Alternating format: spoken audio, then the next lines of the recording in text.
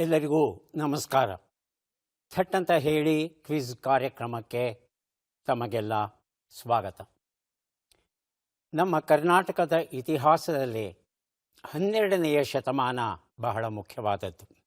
12ನೆಯ ಶತಮಾನದಲ್ಲಿ ಕರ್ನಾಟಕದಲ್ಲಿ ಒಂದು ಕ್ರಾಂತಿ ನಡೆಯುತ್ತೆ. ಈ ಕ್ರಾಂತಿಯ ಕೇಂದ್ರದಲ್ಲಿದ್ದಾರೆ ಬಸವಣ್ಣ. ಬಸವಣ್ಣ ಮತ್ತು ಶರಣರು ನೀಡಿದಂತಹ ವಚನ ಸಾಹಿತ್ಯ ಏನಿದೆ ಅದು ಅದ್ಭುತವಾದದ್ದು. ಜಗತ್ತಿನ ಯಾವುದೇ ಕಾಲದ ಯಾವುದೇ ದೇಶದ ಸಾಹಿತ್ಯದಲ್ಲಿ ಕಂಡು ಬರದೇ ಇರತಕ್ಕಂಥ ವಿಶಿಷ್ಟ ಪ್ರಕಾರವಾದದ್ದು ವಚನಗಳು. ಬಸವಣ್ಣರು ಇಷ್ಟಲಿಂಗದ ಪರಿಕಲ್ಪನೆಯನ್ನು ಮಾಡಿ ಇಷ್ಟಲಿಂಗವನ್ನು ಆರಾಧಿಸಿದರೆ ಸಾಕು, ಮತ್ತೇನೂ ಬೇಕಿಲ್ಲ ಎನ್ನುವ ಕಲ್ಪನೆಯನ್ನು ನಮ್ಮ ಮುಂದೆ ಇಡ್ತಾರೆ. ಏನಿದು ಈ ಇಷ್ಟಲಿಂಗ ಎನ್ನುವ ಪ್ರಶ್ನೆ ಬರುತ್ತೆ. ಈ ಇಷ್ಟಲಿಂಗದ ಮಹತ್ವವನ್ನು ತಿಳಿಸುವಂಥ ಒಂದು ಪುಸ್ತಕ ಅರಿವಿನ ಕುರುಹು. ಡಾಕ್ಟರ್ ಅವಿನಾಶ್ ಕವಿ ಬರೆದಿರುವಂಥ ಪುಸ್ತಕ ಅರಿವಿನ ಕುರುಹು ಈಗ ಲಭ್ಯವಿದೆ. ಈ ಇಷ್ಟಲಿಂಗ ಅಂದರೆ ಏನು ಅನ್ನೋದನ್ನು ವಿವರಿಸ್ತಾರೆ.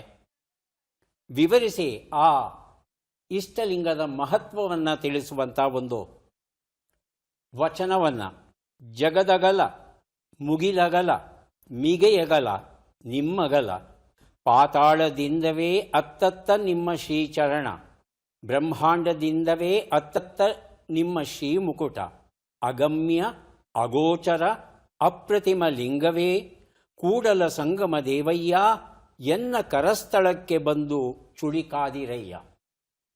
ಕೂಡಲ ಸಂಗಮನ ವ್ಯಾಪ್ತಿ ಅಗಾಧತೆ ಎಷ್ಟು ಅನ್ನೋದನ್ನು ವಿವರಿಸ್ತಾ, ಅಂತಹ ಕೂಡಲ ಸಂಗಮದೇವ ಇವತ್ತು ನನ್ನ ಅಂಗೈಯಲ್ಲಿದ್ದಾನೆ ಎನ್ನುವ ಅರ್ಥ ಬರುವಂಥ ಈ ಒಂದು ವಚನವನ್ನು ಉದ್ಧರಿಸಿ ನಂತರ ಇಷ್ಟಲಿಂಗದ ಬಗ್ಗೆ ಒಂದೊಂದೇ ಅಧ್ಯಾಯಗಳನ್ನು ಬರಿತಾ ಹೋಗ್ತಾರೆ.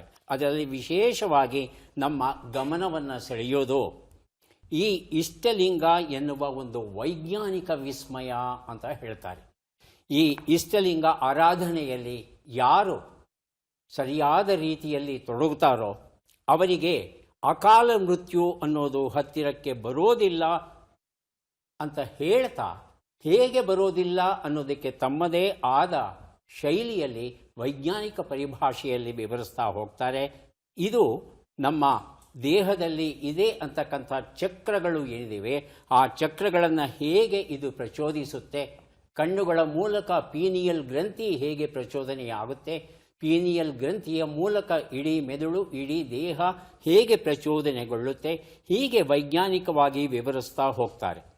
ವಿವರಿಸ್ತಾ ಹೋಗಿ ಈ ಮೆಲಟೋನಿನ್ ಅಂತಕ್ಕಂಥ ಒಂದು ರಾಸಾಯನಿಕ ವಸ್ತು ಏನಿದೆ ಅದು ನಿದ್ರಾ ಚಕ್ರವನ್ನು ನಿಯಂತ್ರಿಸುವಂಥದ್ದು. ನಮ್ಮ ಚಟುವಟಿಕೆ ವಿಶ್ರಾಂತಿ ಎರಡೂ ಬೇಕು ನಮಗೆ.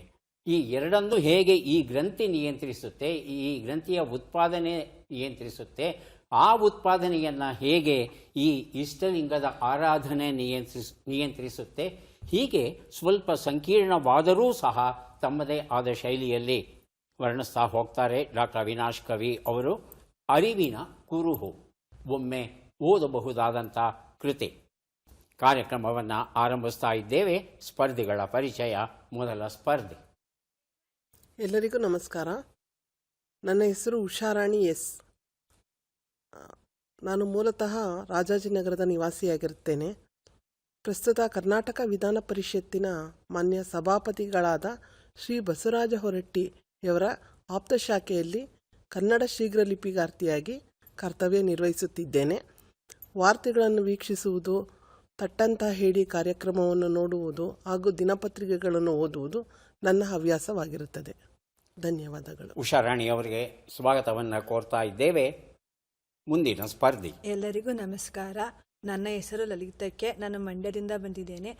ನಾನು ಗೃಹಿಣಿ. ನನ್ನ ಹವ್ಯಾಸಗಳು ಪುಸ್ತಕಗಳನ್ನು ಓದುವುದು, ಪದಬಂಧವನ್ನು ರಚಿಸುವುದು.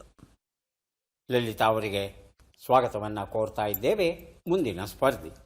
ನಮಸ್ಕಾರ. ನನ್ನ ಹೆಸರು ಉಷಾ ಡಿ ಅಂತ. ನಾನು ಬೆಂಗಳೂರು ಕೆಂಗೇರಿಯಿಂದ ಬಂದಿರೋದು. ನಾನು ಗೃಹಿಣಿ. ನನ್ನ ಹವ್ಯಾಸಗಳು ಪತ್ರಿಕೆ ಪುಸ್ತಕಗಳನ್ನ ಓದೋದು ಮತ್ತು ದೇವರ ನಾಮಗಳನ್ನ ಹಾಡೋದು. ಉಷಾ ಅವರಿಗೆ ಸ್ವಾಗತವನ್ನು ಕೋರ್ತಾ ಇದ್ದೇವೆ. ಮೂವರು ಸಿದ್ಧವಾಗಿದ್ದರೆ ಕಾರ್ಯಕ್ರಮ ಆರಂಭಿಸೋಣ. ಮೊದಲಿಗೆ ನಿಯಮಗಳನ್ನು ಒಮ್ಮೆ ನೋಡಿಬಿಡೋಣ. ಒಟ್ಟು 10 ಪ್ರಶ್ನೆಗಳು. ಮೊದಲು ಬಜರ್ ಒತ್ತಿದವರಿಗೆ ಉತ್ತರ ನೀಡುವ ಅವಕಾಶ. ಪ್ರತಿ ಸರಿ ಉತ್ತರಕ್ಕೆ ಒಂದು ಪುಸ್ತಕ ಬಹುಮಾನ. ಆಯ್ಕೆಗಳು ಬರುವ ಮೊದಲೇ ಬಜರ್ ಒತ್ತಿ ಸರಿ ಉತ್ತರ ನೀಡಿದರೆ 2 ಪುಸ್ತಕ ಬಹುಮಾನ. 100 ಅಂಕ ಗಳಿಸಿದವರಿಗೆ ಒಂದು ಪುಸ್ತಕ ವಿಶೇಷ ಬಹುಮಾನ. ನಕಾರಾತ್ಮಕ ತಂತ್ರಗಳಿಗೆ ಅವಕಾಶವಿಲ್ಲ. ಇಂದಿನ ಕಾರ್ಯಕ್ರಮದಲ್ಲಿ ನಾವು ಕೊಡುವ ಎಲ್ಲ ಪುಸ್ತಕಗಳನ್ನು ನಮಗೆ ಕೊಟ್ಟಿದ್ದಾರೆ ಬೆಂಗಳೂರಿನ ಸಾವಣ್ಣ ಪ್ರಕಾಶನದವರು ಹಾಗೂ ಬಹುರೂಪಿ ಪ್ರಕಾಶನದವರು. ಎರಡೂ ಸಂಸ್ಥೆಗಳಿಗೆ ಕೃತಜ್ಞತೆಗಳನ್ನು ಸಲ್ಲಿಸುತ್ತಾ ಮೊದಲ ಪುಸ್ತಕ ಮೊದಲ ಪ್ರಶ್ನೆಯನ್ನು ನೋಡೋಣ. ಮೊದಲ ಪುಸ್ತಕ ಮೊದಲ ಪ್ರಶ್ನೆ, ಬೆಳಕಿಲ್ಲದ ದಾರಿ ಕನಸಿಲ್ಲದ ಹಾದಿ. ಸಂಪಾದಕರು ಸಿರಿಗೇರಿ ಗಿರಿಸ್ವಾಮಿ. ಪ್ರಶ್ನೆಯನ್ನು ನೋಡೋಣ. ಹಿಮಾಲಯ ಪರ್ವತ ಶ್ರೇಣಿಯು ಪ್ರತಿ ವರ್ಷ ಸರಿಸುಮಾರು ಎಷ್ಟು ಮಿಲಿಮೀಟರ್ ಎತ್ತರ ಬೆಳೆಯುತ್ತಿದೆ? ಆಯ್ಕೆಗಳನ್ನು ನೋಡೋಣ. 15 ಮಿಲಿಮೀಟರ್, 10 ಮಿಲಿಮೀಟರ್, 5 ಮಿಲಿಮೀಟರ್. ಬಜರ್ ಒತ್ತಿದ್ದಾರೆ ಲಲಿತಾ. ಆಯ್ಕೆ 4, 20 ಮಿಲಿಮೀಟರ್. ಬಜರ್ ಒತ್ತಿ ಉತ್ತರ ಕೊಡಿ. ಉಷಾ ಡಿ. 20 mm. 20 ಮಿಲಿಮೀಟರ್. ಆಯ್ಕೆ 4. ನಂತರ ಬಜರ್ ಒತ್ತಿದ್ದಾರೆ ಲಲಿತಾ ಅವರು. 15 ಮಿಲಿಮೀಟರ್. 15 ಮಿಲಿಮೀಟರ್. ಆಯ್ಕೆ 1. ಉತ್ತರವನ್ನು ನೋಡೋಣ. ಸರಿಯಾದ ಉತ್ತರ 5 ಮಿಲಿಮೀಟರ್ ಆಗಿತ್ತು. 50 ದಶಲಕ್ಷ ವರ್ಷಗಳ ಹಿಂದೆ ಹಿಮಾಲಯ ಪರ್ವತ ಹುಟ್ಟುತ್ತೆ. ಈ ಭಾರತದ ಫಲಕ ಏನಿದೆ ಹೋಗಿ ಯುರೇಷಿಯಾ ಫಲಕಕ್ಕೆ ಡಿಕ್ಕಿ ಹೊಡೆಯುತ್ತಲ್ಲ, ಆ ಹೊಡೆದ ಘಾತ, ಆ ತೀವ್ರತೆ ಇನ್ನೂ ಇದೆ.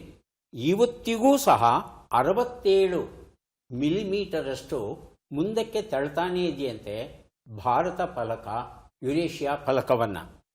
ಹಾಗಾಗಿ ಈ ತಳ್ಳುವಿಕೆ ಇದೆಯಲ್ಲ, ಈ ತಳ್ಳುವಿಕೆ ಎಷ್ಟು ದೂರ ತಳ್ಳಿದೆ ಅಂತ ಹೇಳ್ತಂದ್ರೆ, ಕಳೆದ 10 ದಶಲಕ್ಷ ವರ್ಷಗಳಲ್ಲಿ 1500 ಕಿಲೋಮೀಟರ್ ಅಷ್ಟು ಮುಂದಕ್ಕೆ ಈ ಫಲಕವನ್ನು ತಳ್ಳಿದೆಯಂತೆ ಭಾರತ ಉಪಖಂಡದ ಫಲಕ. ಹಾಗಾಗಿ ಈ ಪ್ರದೇಶ ಇನ್ನೂ ಸಕ್ರಿಯವಾಗಿರೋ ಕಾರಣ ಆಗಾಗ್ಗೆ ಇಲ್ಲಿ ಭೂಕಂಪಗಳು ನಡೀತಾ ಇರುತ್ತೆ. ಹಾಗೆಯೇ ಹಿಮಪಾತ ನಡೆಯೋದು, ಭೂಕುಸಿತ ಆಗೋದು ಇತ್ಯಾದಿಗಳೆಲ್ಲ ಈ ಹಿಮಾಲಯ ಪರ್ವತ ಪ್ರದೇಶದಲ್ಲಿ ನಡೀತಾನೇ ಇರುತ್ತೆ. ಇದು ಸಹಜವಾದದ್ದು. ಮಹಾಬಲ ಸೀತಾಳಭಾವಿ ಅವರು ಬರೆದಂಥ ಪುಸ್ತಕ ಈ ತಪ್ಪು ನೀವು ಮಾಡಬೇಡಿ, ನೆಮ್ಮದಿಯ ಬದುಕಿಗೆ 66 ಪ್ರಾಕ್ಟಿಕಲ್ ಥಿಯರಿಗಳು ಅಂತ ಹೇಳ್ತಾರೆ. ಪ್ರಶ್ನೆ: ಭದ್ರಾ ಹುಲಿ ಅಭಯಾರಣ್ಯದಲ್ಲಿ ಯಾವ ಕಳೆಯು ಉಗ್ರ ಸ್ವರೂಪದಲ್ಲಿ ಕಾಡನ್ನು ಆಕ್ರಮಿಸುತ್ತಿದೆ? ಆಯ್ಕೆಗಳನ್ನು ನೋಡೋಣ. ಮಿಕಾನಿಯಾ, ಸ್ಯಾಲ್ವೇನಿಯಾ, ಯುಪಟೋರಿಯಂ, ಸೆನ್ನ. ಮೊದಲಿಗೆ ಉಷಾ ಡಿ, ಆನಂತರ ಲಲಿತಾ. ಆಯ್ಕೆ 3 ಯುಪಟೋರಿಯಂ. ಯುಪಟೋರಿಯಂ. ಲಲಿತಾ. ಆಯ್ಕೆ 4 ಸೆನ್ನ. ಸೆನ್ನ. ಉತ್ತರವನ್ನು ನೋಡೋಣ. ಸರಿಯಾದ ಉತ್ತರ ಮಿಕಾನಿಯಾ ಆಗಿತ್ತು. ಈ ಮಿಕಾನಿಯಾ ಮೈಕ್ರಾಂತ ಅಂತ ಇದರ ಪೂರ್ಣ ಹೆಸರು. ಅಮೆರಿಕದ ಅಲ್ಲಿ ಇತ್ತು. 40ರ ದಶಕದಲ್ಲಿ ಇದನ್ನು ನಾವೇ ತರ್ತೇವೆ ನಮ್ಮ ಭಾರತಕ್ಕೆ ತಂದು. ಎಲ್ಲೆಲ್ಲಿ ಚಹಾ ತೋಟಗಳಿರುತ್ತೋ ಆ ಚಹಾ ತೋಟದ ನೆಲ ಸ್ವಲ್ಪ ಹಸಿರಾಗಿರಲಿ ಅನ್ನೋ ಕಾರಣಕ್ಕೆ ಇದನ್ನು ಬಿತ್ತುತ್ತೇವೆ, ಆ ತೇವವನ್ನು ರಕ್ಷಿಸೋದಕ್ಕೆ. ಆದರೆ ಇದು ರಾಕ್ಷಸ ರೀತಿಯಲ್ಲಿ ಇದು ಆಕ್ರಮಿಸಿಕೊಂಡು ಬೆಳೆಯೋದಕ್ಕೆ ಶುರುವಾಗುತ್ತೆ. ಇದರ ಬೀಜಗಳು ಎಷ್ಟು ವೇಗವಾಗಿ ಇದು ಪ್ರಸಾರವಾಗುತ್ತೆ ಅಂತ ಹೇಳ್ತಂದರೆ, ಅತ್ಯಲ್ಪ ಕಾಲದಲ್ಲಿ ಇಡೀ ಕಾಡನ್ನೇ ಆಕ್ರಮಿಸ್ಕೊಳ್ಳುತ್ತೆ. ಮತ್ತೊಂದು ವಿಶೇಷ ಏನಂದರೆ, ಇದು ಗಿಡ ಮರ ಬಳ್ಳಿಗಳನ್ನೆಲ್ಲ ಆಧರಿಸ್ಕೊಂಡು ಮೇಲಕ್ಕೆ ಹತ್ತುತ್ತಾ ಬೆಳಕು ಕೆಳಗಿನ ಸಸ್ಯಗಳಿಗೆ ಬೀಳದೇ ಇರೋ ಹಾಗೆ ರಕ್ಷಣೆ ತಡೆಯುತ್ತೆ ಬೆಳಕನ್ನು ಇದು. ಯಾಕಂದರೆ ಕಾಡಲ್ಲೂ ಸಹ ಸ್ಪರ್ಧೆ ಉಂಟು ಬೆಳೆಯೋದಕ್ಕೆ. ಸ್ಪರ್ಧೆ ಯಾವುದಕ್ಕೆ ಅಂದರೆ, ಮೊದಲು ಬಿಸಿಲಿನ ನಂತರ ನೀರಿನ ನೆಲದಲ್ಲಿ ಇರ್ತಕ್ಕಂಥ ಪೋಷಕಾಂಶಗಳಿಗೆ. ಹಾಗೆ ಬೀಳುವ ಬಿಸಿಲೆಲ್ಲ ತನಗೇ ಬೇಕು ಅಂತ ಹೇಳಿ ಈ ಮಿಕಾನಿಯಾ ಆಕ್ರಮಿಸ್ತಾ ಇರೋದ್ರಿಂದ ಈಗ ವಿಜ್ಞಾನಿಗಳು ಇದನ್ನು ನಿಯಂತ್ರಿಸಬೇಕು ಅಂತ ಯೋಚನೆ ಮಾಡ್ತಿದ್ದಾರೆ. ಮುಂದಿನ ಪುಸ್ತಕ ಮತ್ತು ಪ್ರಶ್ನೆ ಬಿಟ್ಟ ಜಾಗ ತುಂಬಿ. ಡಾಕ್ಟರ್ ಶ್ವೇತಾ BC ಬರೆದಿರುವಂಥ ಪುಸ್ತಕ ನಮ್ಮ ಪ್ರಶ್ನೆ. ಯಾವುದನ್ನು ನಕ್ಷತ್ರಗಳ ನರ್ಸರಿ ಅಥವಾ ಸ್ಟಾರ್ ನರ್ಸರಿ ಎಂದು ಕರೆಯುತ್ತಾರೆ? ಆಯ್ಕೆಗಳನ್ನು ನೋಡೋಣ. Galaxy, constellation, black hole, nebula. ಮೊದಲಿಗೆ ಉಷಾರಾಣಿ, ಆ ನಂತರ ಲಲಿತಾ. ಗೆಲಾಕ್ಸಿ. ಯಾವುದಮ್ಮ? ಗೆಲಾಕ್ಸಿ. ಗೆಲಾಕ್ಸಿ. ಆಯ್ಕೆ ಒಂದು. ಹೇಳಿ ಲಲಿತಾ ಅವರೇ. ಕಾನ್ಸ್ಟಲೇಷನ್. ಕಾನ್ಸ್ಟಲೇಷನ್. ಉತ್ತರವನ್ನು ನೋಡೋಣ. ಆದರೆ ಸರಿಯಾದ ಉತ್ತರ ನೆಬುಲಾ ಆಗಿತ್ತು. ಏನಿದು ನೆಬುಲಾ ಅಂತ ಹೇಳಿದ್ರೆ, ನೆಬುಲಾ ಅಥವಾ ನೀಹಾರಿಕೆ, ಕನ್ನಡದಲ್ಲಿ ನೀಹಾರಿಕೆ ಅಂತ ಹೇಳ್ತೇವೆ. ಹೈಡ್ರೋಜನ್ ಮತ್ತು ಹೀಲಿಯಂ ಈ ಎರಡು ಅನಿಲಗಳು ಪ್ರಧಾನವಾಗಿ ಇರ್ತಕ್ಕಂಥ ಒಂದು ಅನಿಲ ಸ್ಥಳ. ಇದು ಅನಿಲದ ಒಂದು ಗುಚ್ಛ ಅಂತ ಹೇಳ್ಬೋದು, ಅಥವಾ ಗೋಳ ಅಂತ ಹೇಳ್ಬೋದು. ಧೂಳಿನ ಮೋಡ ಅಂತಲೂ ಸಹ ಇದನ್ನು ಕರೀತಾರೆ. ಈ ಧೂಳಿನ ಮೋಡದಲ್ಲಿ ಏನೆಲ್ಲ ಧೂಳಿನ ಕಣಗಳು ಇವೆ, ಇವು ತನ್ನ ಗುರುತ್ವಾಕರ್ಷಣೆಗೆ ತಾನೇ ಒಳಗಾಗಿ ವಿಶಾಲವಾಗಿ ಹರಡಿರ್ತಕ್ಕಂಥ ಈ ಅನಿಲಗೋಳ ಕ್ರಮೇಣ ಕಡಿಮೆಯಾಗ್ತಾ ಸಾಂದ್ರವಾಗುತ್ತೆ. ಹೀಗೆ ಸಾಂದ್ರವಾದಾಗ ಒಂದು ಹೊಸ ನಕ್ಷತ್ರ ಹುಟ್ಟುತ್ತೆ ಅಂತ ಹೇಳ್ತಾರೆ. ಹಾಗಾಗಿ ಇದನ್ನು ನಕ್ಷತ್ರಗಳ ನರ್ಸರಿ ಅಥವಾ ಸ್ಟಾರ್ ನರ್ಸರಿ ಅಂತ ತಮಾಷೆಯಾಗಿ ಕರೆಯೋದು ಉಂಟು. ಹೆಲಿಕ್ಸ್ ನೆಬುಲಾ ಅನ್ನೋದು ನಮ್ಮ ಭೂಮಿಗೆ ಬಹಳ ಹತ್ತಿರದಲ್ಲಿದೆ. 700 ಜ್ಯೋತಿರ್ವರ್ಷಗಳ ದೂರದಲ್ಲಿ ಇದೆಯಂತೆ. ಈ ನೆಬುಲಾ ನಿಹಾರಿಕೆಯಲ್ಲಿ ಯಾವ ನಕ್ಷತ್ರ ಮುಂದೆ ಹುಟ್ಟುತ್ತೋ ನಮಗಂತೂ ಸದ್ಯಕ್ಕೆ ಗೊತ್ತಿಲ್ಲ. ಮುಂದಿನ ಪುಸ್ತಕ ಪ್ರೀತಿಯಿಂದ ರಮೇಶ್, ಯಶಸ್ಸಿನ ಸರಳ ಸೂತ್ರಗಳು ಅಂತ ಹೇಳ್ತಾರೆ. ನಮ್ಮ ಪ್ರಶ್ನೆ: ಸೂಯಸ್ ಬಾಹ್ಯಾಕಾಶ ನೌಕೆಯು ಎಷ್ಟು ಯಾನಗಳನ್ನು ನಿರ್ವಹಿಸಿ ಜಾಗತಿಕ ದಾಖಲೆಯನ್ನು ಮಾಡಿದೆ? ಆಯ್ಕೆಗಳನ್ನು ನೋಡೋಣ. 790ಕ್ಕಿಂತಲೂ ಹೆಚ್ಚು, 1700ಕ್ಕಿಂತಲೂ ಹೆಚ್ಚು. ಲಲಿತಾ? 1700ಕ್ಕಿಂತಲೂ ಹೆಚ್ಚು. 1700 ಅಂತ ಹೇಳ್ತಾ ಇದ್ದಾರೆ. ಆಯ್ಕೆ 3. 1250ಕ್ಕಿಂತಲೂ ಹೆಚ್ಚು. ಉಷಾರಾಣಿ? 1250ಕ್ಕಿಂತಲೂ ಹೆಚ್ಚು. ಆಯ್ಕೆ 4. 2010ಕ್ಕಿಂತಲೂ ಹೆಚ್ಚು. ಉತ್ತರವನ್ನು ನೋಡೋಣ. 1700ಕ್ಕಿಂತಲೂ ಹೆಚ್ಚು ಅನ್ನೋದು ಸರಿಯಾದ ಉತ್ತರ ಆಗಿತ್ತು. ಈ ಉತ್ತರವನ್ನು ಕೊಟ್ಟದ್ದು ಲಲಿತಾ ಅವರಲ್ವಾ? ಲಲಿತಾ ಅವರಿಗೆ ಪ್ರೀತಿಯಿಂದ ರಮೇಶ್ ಎನ್ನುವ ಈ ಒಂದು ಪುಸ್ತಕವನ್ನು ಕೊಡ್ತಾ ಇದ್ದೇವೆ. 60ರ ದಶಕದಿಂದ ಹಿಡಿದು ಇಂದಿನವರೆಗೆ ಈ ಸೂಯಸ್ ಬಾಹ್ಯಾಕಾಶ ನೌಕೆ ಏನಿದೆ ಇದನ್ನು ಮತ್ತೆ ಮತ್ತೆ ಬಳಸ್ತಾ ಇದ್ದಾರೆ ರಷ್ಯಾ ದೇಶದವರು. ತನ್ನ ಕೆಲಸವನ್ನು ಮುಗಿಸ್ಕೊಂಡು ಇದು ವಾಪಸ್ ಭೂಮಿಗೆ ಬರುತ್ತೆ. ಭೂಮಿಗೆ ಬಂದದನ್ನು ಮತ್ತೆ ಅದನ್ನು ಬಾಹ್ಯಾಕಾಶ ನಿಲ್ದಾಣಕ್ಕೆ ತಂದು ಸಣ್ಣ ಪುಟ್ಟ ರಿಪೇರಿ ಇದನ್ನು ಮಾಡಿ ಮತ್ತೆ ಮುಂದಿನ ಉಡಾವಣೆಗೆ ಸಿದ್ಧಪಡಿಸ್ತಾರಂತೆ. ಇದೇ ಸೆಪ್ಟೆಂಬರ್ 11, 2024 ಅಂತಾರಾಷ್ಟ್ರೀಯ ಬಾಹ್ಯಾಕಾಶ ಕೇಂದ್ರ ಏನಿದೆ ಅಲ್ಲಿ ಸಂಪರ್ಕವನ್ನು ಸಾಧಿಸೋದಕ್ಕೆ ಈ ಒಂದು ಸೂಯಸ್ ಬಾಹ್ಯಾಕಾಶ ನೌಕೆಯನ್ನು ಬಳಸಿದ್ರು. ಈ ನೌಕೆಯಲ್ಲಿ 3, 2 ರಷ್ಯನ್ನರು, 1 ಅಮೆರಿಕನ್ ಗಗನಯಾತ್ರಿಗಳು ಪಾಲ್ಗೊಂಡಿದ್ದರು. ಭಾರತಿ BV ಬರೆದಂಥ ಪುಸ್ತಕ ಈ ಪ್ರೀತಿ ಒಂಥರ. ಪ್ರಶ್ನೆ: ಬಿಟ್ಟಕ್ಷರಗಳನ್ನು ತುಂಬಿ. ಹ, ದು, ರ, ಹೆ, ದೆ.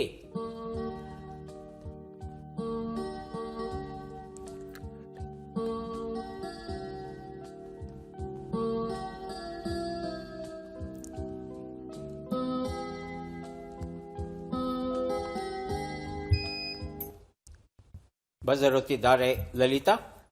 ಹರಿದುದರ ಹೆಸರಾಗಿದೆ. ಹರಿದುದರ ಹೆಸರಾಗಿದೆ. ಗೊತ್ತಾಗಲಿಲ್ಲ ನನಗೆ. ಉಷಾರಾಣಿ? ಉಷಾ?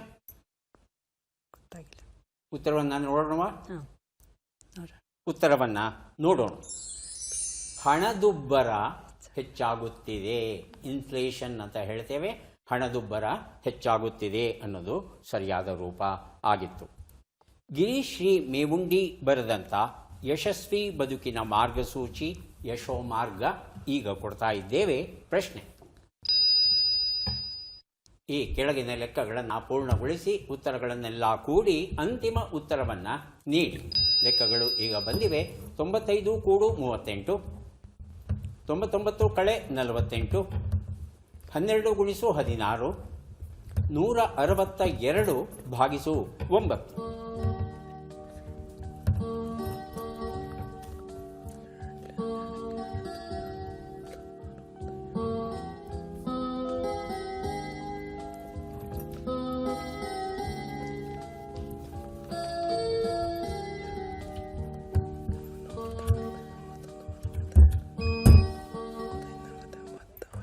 ಲಲಿತಾ ಅವರು ಬಜರುತ್ತಿದ್ದಾರೆ. ಅಂತಿಮ ಉತ್ತರವನ್ನು ಕೇಳೋಣ. 394. 394. ಉಷಾರಾಣಿ ಹಾಗೂ ಉಷಾ ಲೆಕ್ಕ ಪೂರ್ಣವಾಗಿದ್ದರೆ ಬಜರುತಿ ಉತ್ತರವನ್ನು ಕೊಡಿ. ಇಲ್ಲಾಂದರೆ ಲಲಿತಾ ಅವರು ಕೊಟ್ಟಂಥ ಉತ್ತರ ಸರಿಯಾ ಅನ್ನೋದನ್ನು ಪರೀಕ್ಷೆ ಮಾಡಿ ನೋಡೋಣ. ಉತ್ತರವನ್ನು ನೋಡೋಣ. ಹೇಳಿಮ್ಮ. 393. 393. ಒಂದು ಸಂಖ್ಯೆ ಕಡಿಮೆ ಆಗಿದೆ, ಹೌದಾ? ನೋಡಿ, ಇಬ್ಬರಲ್ಲಿ ಯಾರು ಕೂಡಿದ್ರಲ್ಲಿ ತಪ್ಪು ಮಾಡಿದ್ದೀರಿ ಅಂತ ಒಂದ್ಸಲ ನೋಡ್ಕೊಂಡ್ಬಿಡಿ. ಉತ್ತರವನ್ನು ನೋಡ್ತಾ ಹೋಗೋಣ.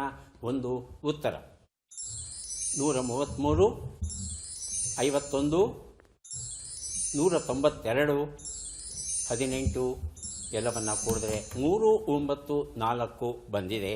ಈ ಉತ್ತರವನ್ನು ಲಲಿತಾ ಅವರು ಕೊಟ್ಟಿದ್ದಾರೆ. ಯಶೋ ಮಾರ್ಗ ಈ ಒಂದು ಪುಸ್ತಕವನ್ನು ಅವರಿಗೆ ಕೊಡ್ತಾ ಇದ್ದೇವೆ. ಮಕ್ಕಳಿಗಾಗಿ ನೀತಿ ಕಥೆಗಳು ಎನ್ನುವ ಪುಸ್ತಕ, ಸಂಪಾದಕರು ಎಂ ಗೌರಮ್ಮ. ನಮ್ಮ ಪ್ರಶ್ನೆ ಈಗ ಬಂತು. ಪ್ರಶ್ನೆಯನ್ನು ನೋಡೋಣ. ಈ ವಿಶೇಷ ಚೇತನ ಕ್ರೀಡಾಪಟುವನ್ನು ಗುರುತಿಸಿ. ಚಿತ್ರವನ್ನು ನೋಡೋಣ.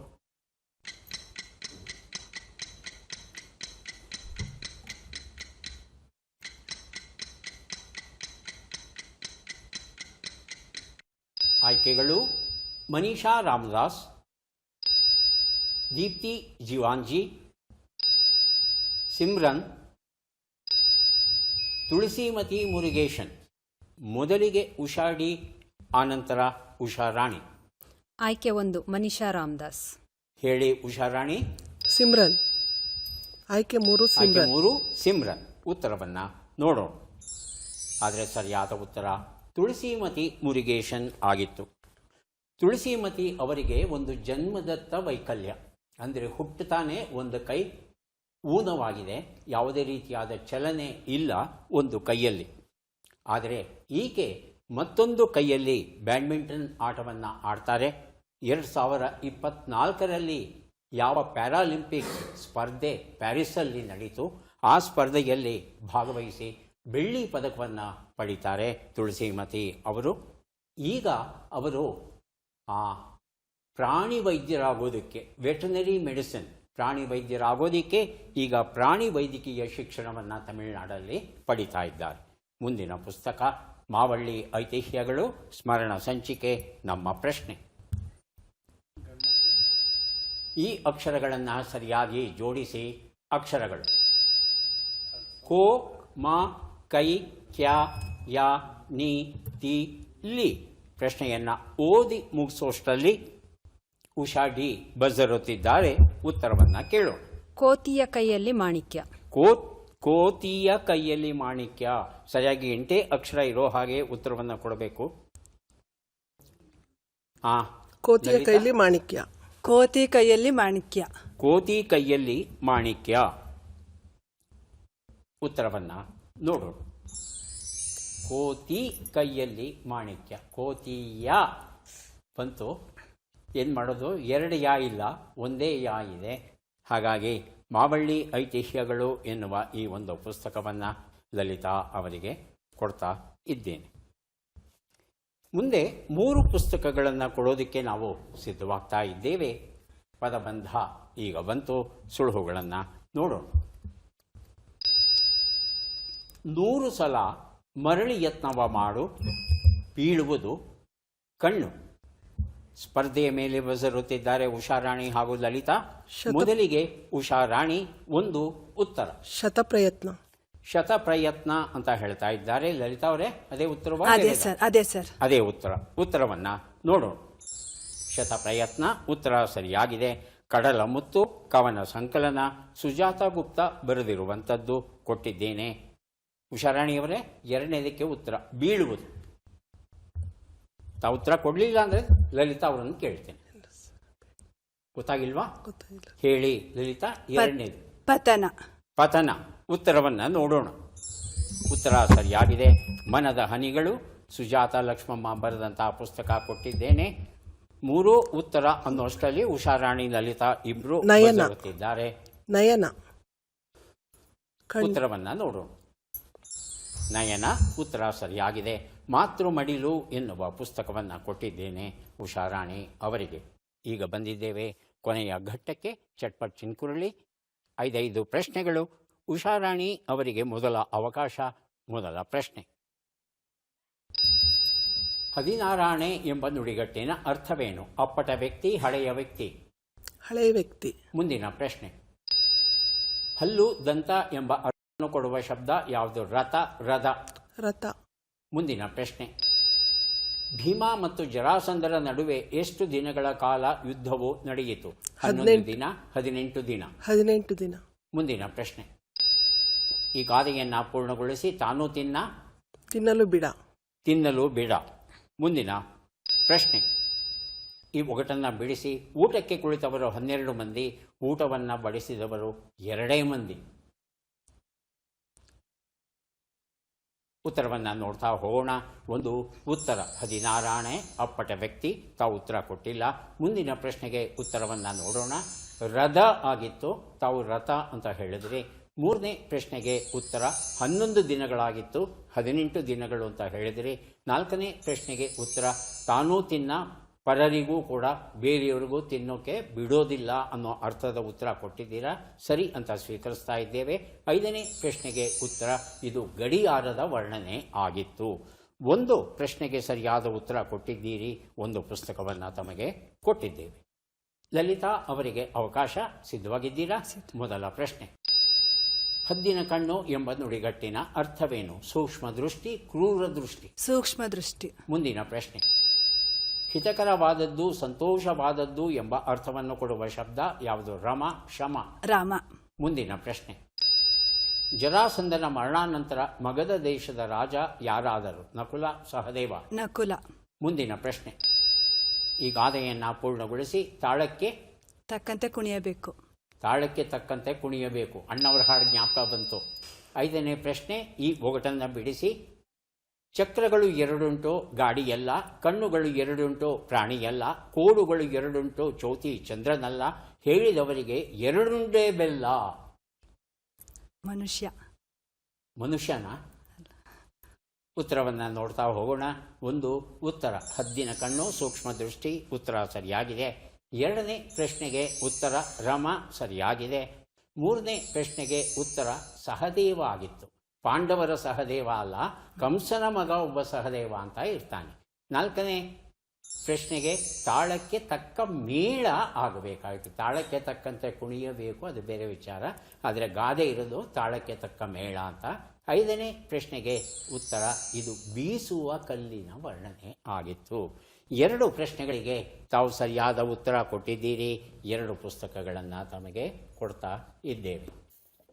ಈಗ ಅವಕಾಶ ಉಷಾ ಅವರಿಗೆ ಬರ್ತಾ ಇದೆ. ಸಿದ್ಧವಾಗಿದ್ದರೆ ಪ್ರಶ್ನೆಗಳನ್ನು ಆರಂಭಿಸ್ತೇವೆ. ಮೊದಲ ಪ್ರಶ್ನೆ.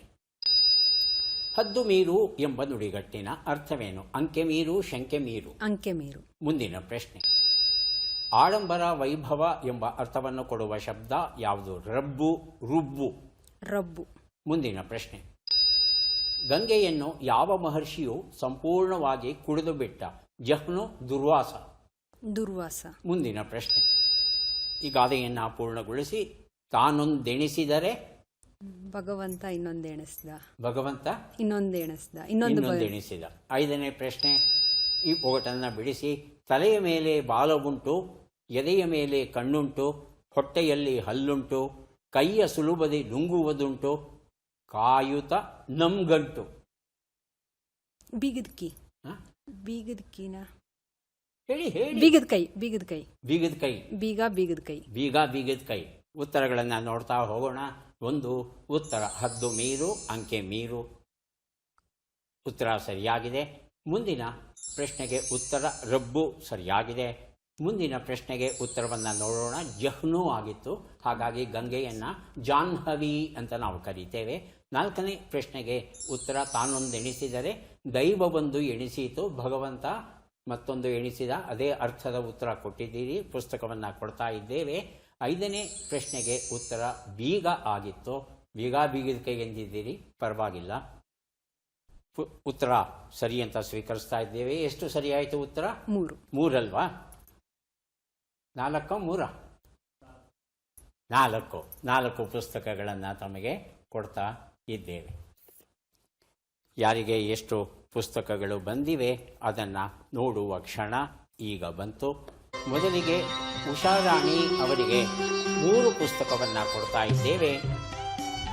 ಪುಸ್ತಕಗಳನ್ನು ಸ್ವೀಕರಿಸಿ ಕಾರ್ಯಕ್ರಮದಲ್ಲಿ ಭಾಗವಹಿಸಿದ್ದಕ್ಕೆ ಧನ್ಯವಾದಗಳು. ಲಲಿತಾ ಅವರಿಗೆ 6 ಪುಸ್ತಕ ತಮಗೆ ಸಿಕ್ಕಿದೆ, ಅಭಿನಂದನೆಗಳು.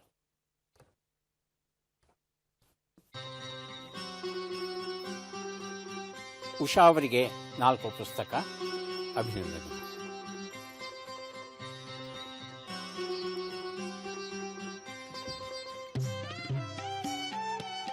ಯಾರಾದರೂ ಮೃದಂಗವನ್ನು ತಬಲವನ್ನು ನುಡಿಸ್ತಾ ಇದ್ದರೆ ನಮಗೇ ಗೊತ್ತಿಲ್ಲದಿರೋ ಹಾಗೆ ಆ ತಾಳಕ್ಕೆ ಮನಸೋಲ್ತೇವೆ, ನಾವು ಸಹ ತಾಳ ಹಾಕ್ಲಿಕ್ಕೆ ಶುರು ಮಾಡ್ತೇವೆ. ಈ ಸಾಮರ್ಥ್ಯ ಮನುಷ್ಯನಿಗೆ ಮಾತ್ರ ಇದೆ ಅಂತ ನಾವು ಭಾವಿಸಿದ್ವಿ. ಆದರೆ ಇತ್ತೀಚೆಗೆ ವಿಜ್ಞಾನಿಗಳು ಅಧ್ಯಯನ ಮಾಡಿ ಸಮುದ್ರ ಸಿಂಹ, ಸೀ ಲಯನ್ ಅಂತ ಯಾವ ಪ್ರಾಣಿಯನ್ನು ಕರೀತಾರೆ, ಆ ಪ್ರಾಣಿಗೂ ಸಹ ಈ ತಾಳಜ್ಞಾನ ಇರುತ್ತೆ ಅನ್ನೋದನ್ನು ಪತ್ತೆ ಹಚ್ಚಿದ್ದಾರಂತೆ. ಮತ್ತೆ ಭೇಟಿಯಾಗೋಣ. ನಮಸ್ಕಾರ.